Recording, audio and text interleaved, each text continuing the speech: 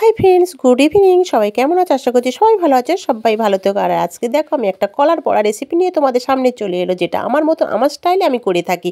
দেখো একটা প্যান নিলাম, তার মধ্যে হচ্ছে কি কলা, সুজি, কলা, বাতাসা, চিনি আর একটু গরম জল দিলে ভালো করে ওটাকে মাখালাম যাতে মানে সফট হয়।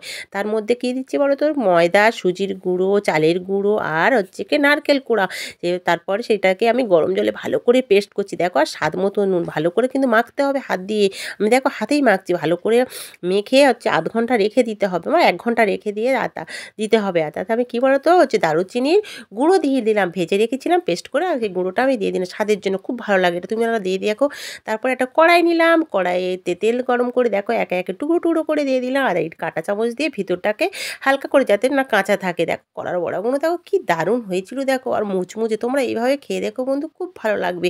আর সকাল সন্ধ্যে তো এগুলো তো খুব পছন্দ না? তো টাটা, বাই বাই।